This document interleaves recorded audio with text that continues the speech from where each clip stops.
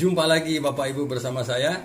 Bagaimana kabar Anda hari ini? Mudah-mudahan saya doakan dalam keadaan sehat walafiat. Amin ya rabbal alamin.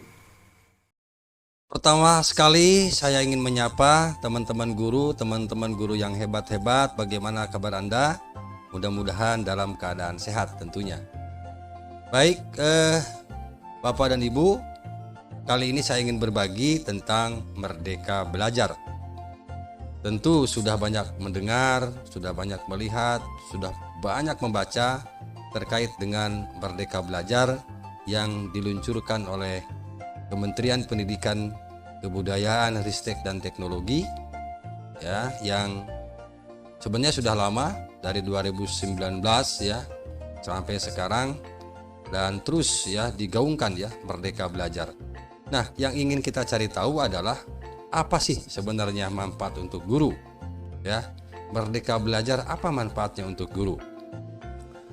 Baik Bapak Ibu, saya angkat ini ada 8 jenis ya, 8 manfaat ya untuk Merdeka Belajar untuk guru.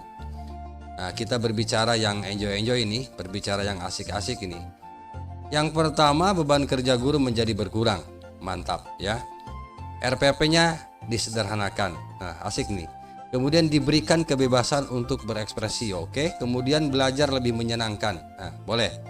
Kemudian meningkatkan kompetensi guru. Ini mantap juga. Kemudian guru lebih merdeka, lebih menghargai perbedaan siswa, dan penghapusan ujian nasional. Memang Merdeka Belajar ini diluncurkan dengan tujuan agar guru memang lebih diberikan kebebasan untuk lebih berekspresi ya, lebih enjoy, terbebas dari tekanan dan lain-lain. Ya, mudah-mudahan dapat dirasakan manfaatnya ketika Bapak Ibu menerapkan Merdeka Belajar ini di satuan pendidikan masing-masing. Baik, kita coba ya, kita kupas satu persatu apa sebenarnya manfaat Merdeka Belajar untuk guru ini. Pertama, beban kerja guru menjadi berkurang ya. Merdeka dari administrasi yang bertumpuk. Ya, jelas dong.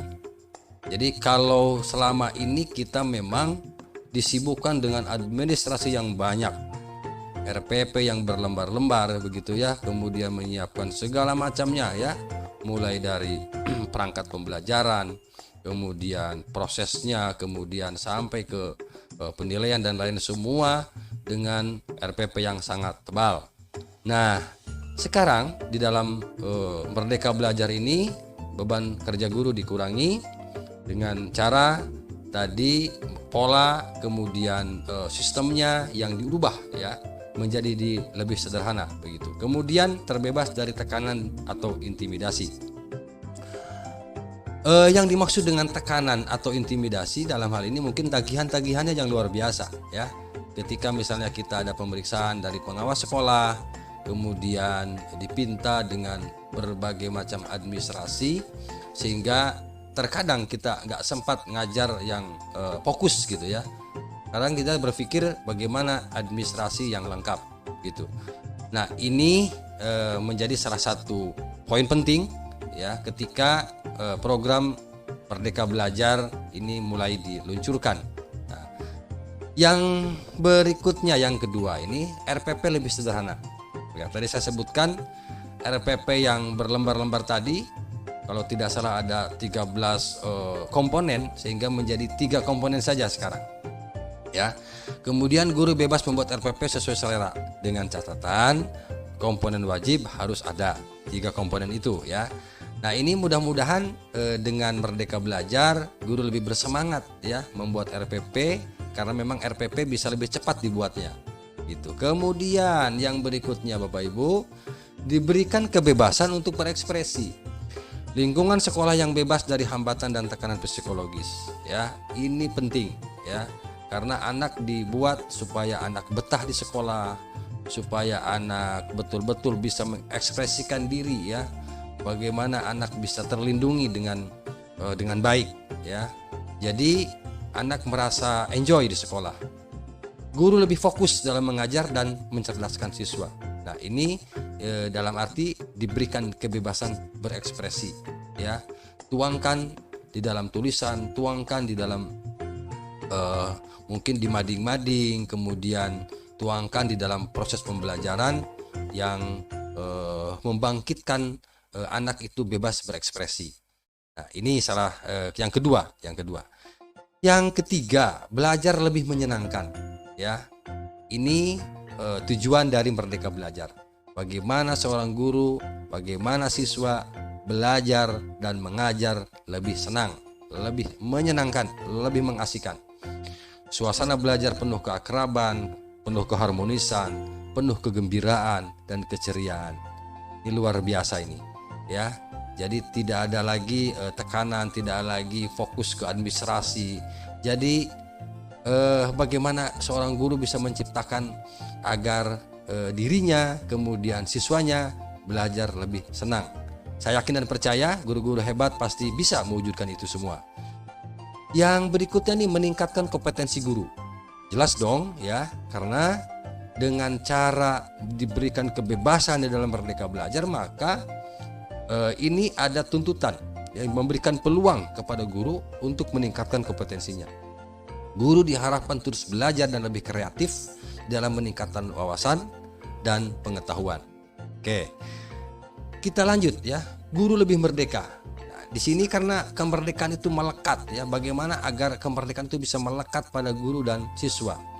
Artinya tidak hanya gurunya yang merasa merdeka, tetapi siswanya pun ikut merdeka ya di dalam proses pembelajaran tentunya. Guru membutuhkan dukungan semua pihak dalam mengubah situasi sehingga kemerdekaan dapat diraih secara alami dan paripurna. Luar biasa. Ya, mantap banget ini. Guru lebih merdeka ya. Guru lebih bebas, guru lebih enjoy, lebih asik begitu ya di dalam proses pembelajaran. Kemudian lebih menghargai perbedaan siswa. Kita tahu bahwa setiap siswa yang satu dengan siswa yang lain itu memiliki perbedaan, memiliki karakteristik yang berbeda, kemampuan yang berbeda, ekonomi yang berbeda, latar belakang keluarga yang berbeda. Ini tentu harus dihargai ya oleh guru. Kemudian kemampuannya dihargai.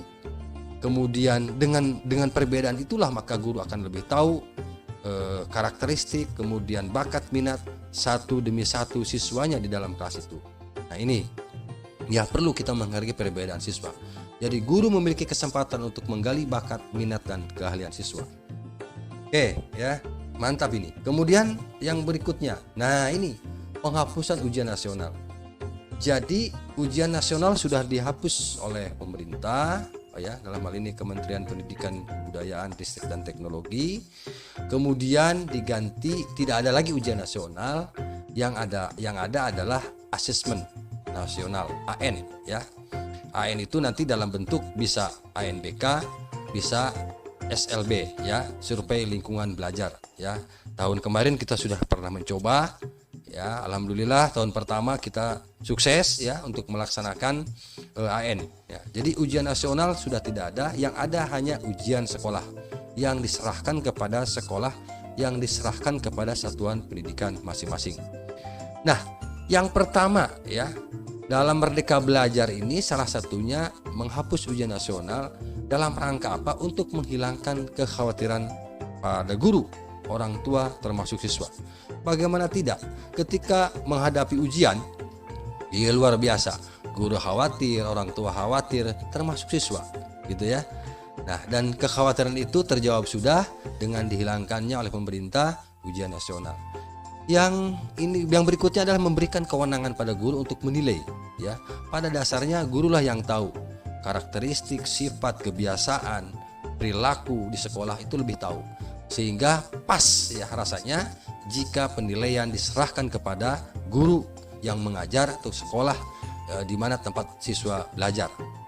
Nah, ini adalah 8 poin yang saya angkat tadi adalah merupakan manfaat dari Merdeka Belajar. Bapak Ibu, itu saja informasi singkat ini. Mudah-mudahan dengan Merdeka Belajar Bapak Ibu lebih merasakan manfaatnya di sekolah dan lebih enjoy di dalam melaksanakan kegiatan belajar mengajar di sekolah. Terima kasih. Mudah-mudahan ini bermanfaat. Jangan lupa di subscribe, kemudian di like, komen, dan share. Mudah-mudahan Kang Edi channel ini lebih berkembang, ya, lebih maju, kemudian dan lebih bersemangat di dalam membuat konten-konten tentang pendidikan. Sampai jumpa di kuliah berikutnya. Terima kasih, mohon maaf. Assalamualaikum warahmatullahi taala wabarakatuh.